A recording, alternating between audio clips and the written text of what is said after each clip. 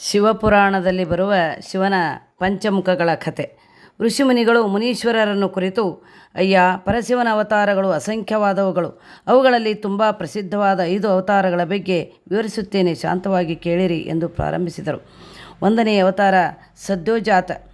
ಪರಶಿವನ ಈ ಅವತಾರವು ಶ್ವೇತಲೋಹಿತ ಎಂಬ 19ನೇ ಕಲ್ಪದಲ್ಲಿ ಆಯಿತು.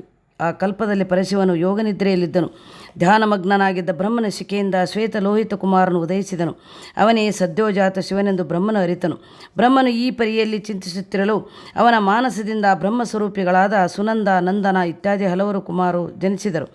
ಆಗ ಶಿವನು ತಾನು ಸದ್ಯೋಜಾತನಾಗಿ ಬ್ರಹ್ಮನಿಗೆ ಸೃಷ್ಟಿ ಕಾರ್ಯವನ್ನು ಮಾಡಲು ಸೂಚಿಸಿದನು. ಬ್ರಹ್ಮನಿಗೆ ಸುನಂದ, ನಂದನ ಸಹಾಯಕರಾದರು. ಇನ್ನು 2ನೇ ಅವತಾರ ವಾಯುದೇವ.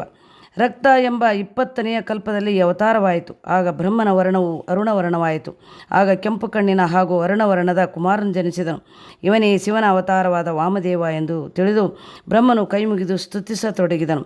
ಅರುಣವರ್ಣದವನಾದ ಬ್ರಹ್ಮದೇವನಿಗೆ ವಿರಜ, ವಿವಾಹ, ವಿಶಕ ಮತ್ತು ವಿಶ್ವಭಾವನ ಎಂಬ 4 ಸುತರು ಜನಿಸಿದರು.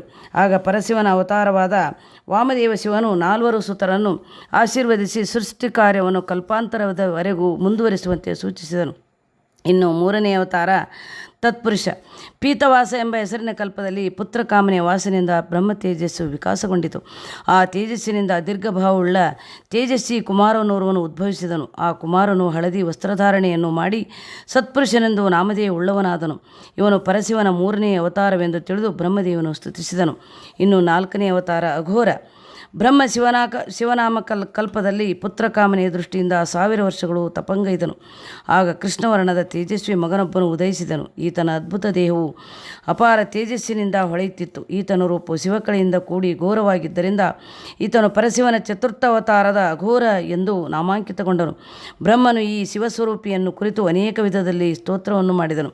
ಇವನ ಹಿಂದೆಯೇ ಇನ್ನೂ 4 ಕುಮಾರರಾದ ಕೃಷ್ಣ, ಕೃಷ್ಣಸಿಕ, ಕೃಷ್ಣಾಸ್ಯ, ಕಾಕತೇಜ ಎಂಬುವರು ಉದ್ಭವಿಸಿದರು.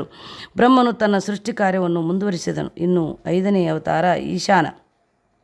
ವಿಶ್ವರೂಪ ಎಂಬ ಕಲ್ಪದಲ್ಲಿ ಬ್ರಹ್ಮನ ತೇಜದಿಂದ ಈಶಾನ ದಿಕ್ಕಿನಿಂದ ಶಿವನು ಈಶಾನ ಎಂಬ ನಾಮಧೇಯದಿಂದ ಅವತರಿಸಿದನು.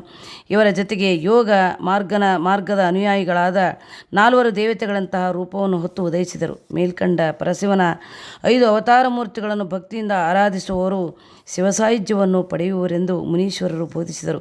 ಇದಲ್ಲದೆ ಪರಶಿವನು 8 ಮೂರ್ತಿಗಳ ರೂಪದಲ್ಲಿ ಪ್ರಕಟವಾಗಿರುವನು. ಅವುಗಳ ವಿವರಗಳು ಎಂತೆಂದರೆ: ಅಷ್ಟಮೂರ್ತಿಗಳು ಶರ್ವ, ಭವ, ರುದ್ರ, ಉಗ್ರ, ಭೀಮ, ಪಶುಪತಿ, ಈಶಾನ ಮತ್ತು ಮಹದೇವ. ಇವುಗಳ ಪ್ರತಿರೂಪವಾಗಿ ಭೂಮಿ, ಜಲ, ಅಗ್ನಿ, ವಾಯು, ಆಕಾಶ, ಕ್ಷೇತ್ರಜ್ಞ, ಸೂರ್ಯ ಮತ್ತು ಚಂದ್ರ ಇವು ಅಧಿಷ್ಠಿತವಾಗಿ ಲೋಕದ ಕಾರ್ಯಗಳನ್ನು ಮಾಡುತ್ತಿರುವವು. 3 ಲೋಕದ ಕರ್ಮಚಕ್ರ ತಿರುಗಣೆಗೆ ಇವು 8 ದಿಕ್ಕಿನಿಂದಲೂ ಆಧಾರವಾಗಿರುವವು ಎಂದು ತಿಳಿಸುತ್ತಾರೆ.